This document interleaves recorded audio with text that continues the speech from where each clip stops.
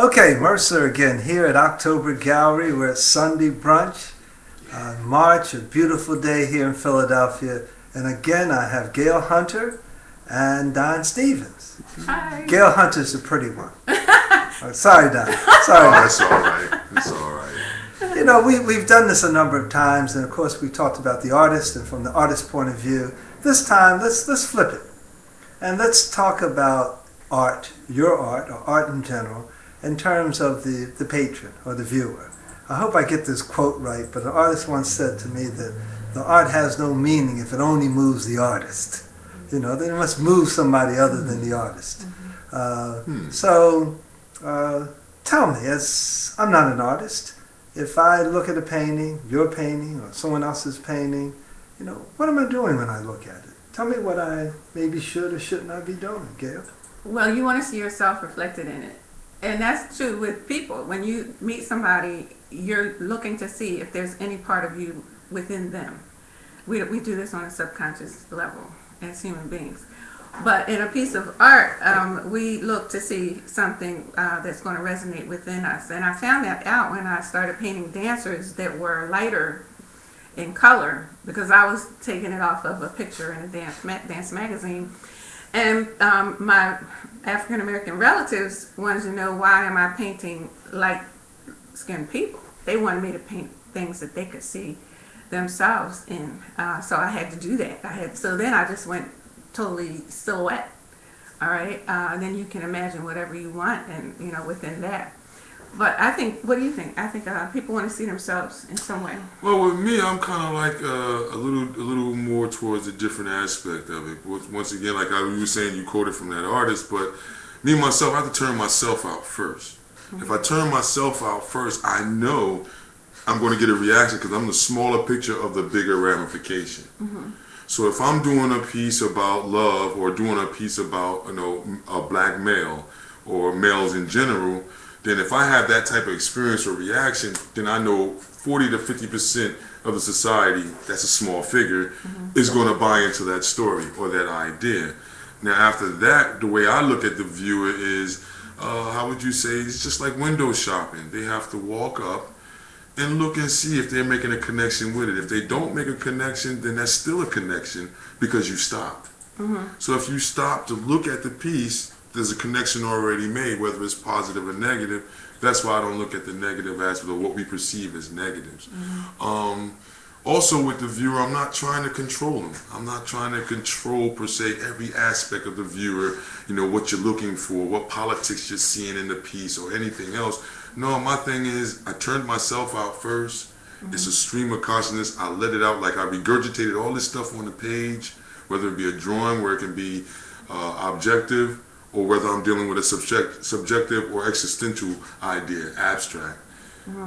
The viewer has to come up and make their own or formulate their own connection with the piece after that point. Well, there are two other aspects of it too, because I had a customer who wanted to buy something, and he felt as though he would have to hide it away from any viewers in his home because it was too feminine for him.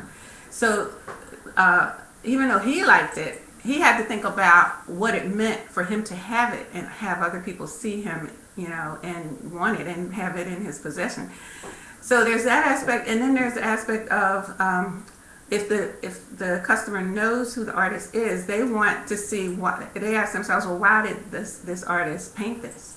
If they don't know you, then they don't ask that question, But they want to. If they know you, they want to see where you're coming from producing this. They want to see how this is going to reflect on them if they have it in their homes, because everybody's image conscious. Yeah, that's interesting. Go ahead. Yeah, to add on to what you're saying, and then go a little counter to it, it's like, how would you say, the viewer is a chance viewer. The audience is by chance, so you can't really say what they're going to like or dislike, but long as you can make them stop. If you can make them stop just for a brief moment, you have a window of opportunity where they may say, oh, I like that because I associated with it. Or, oh, I like that because, it looks like something that I've seen in my life. But then other than that, there's no real control. The control comes in with the viewer.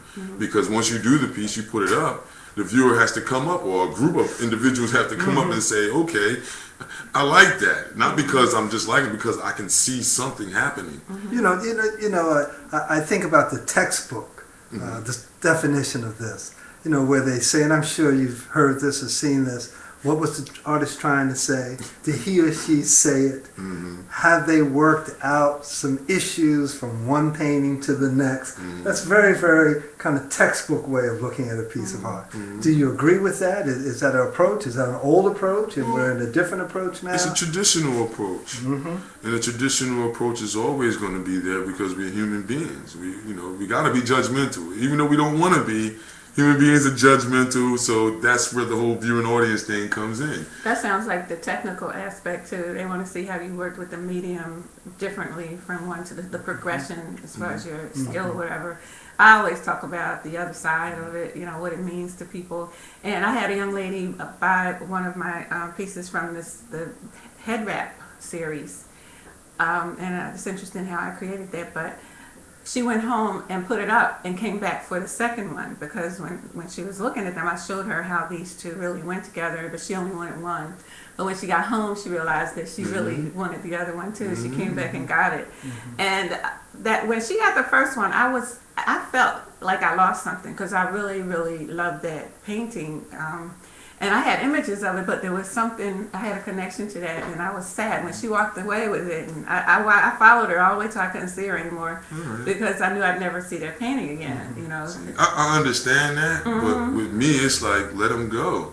Oh, they I gotta let it talk go, like but it was teenagers, still like kinda... they're like teenagers or kids, Yeah. or they're like, just possessions that you're saying, you know what, I gotta go to the pawn shop and make a move or something. But it's still, you have to just, for me rather, I just have to relinquish them because they have to go out and do the other work that's needed to be That's done. true. They have a life of their own. Yeah. I just wish I had like the young lady with the big enough. things, like when she took the thing from you, you got sad. It was like, okay, it was an ownership issue, and it was relinquishing of one ownership to another because, I found it, I saw it, and it looks good. Then she came back and got more, she got more because she went for what you were saying. and, even though you was hurt, but I felt better that they were going to be together. That's what I was about to say. That was part of it. Because that's what it sounded like. You was going to be upset because they was, they really twins, and the twins is going to be separated.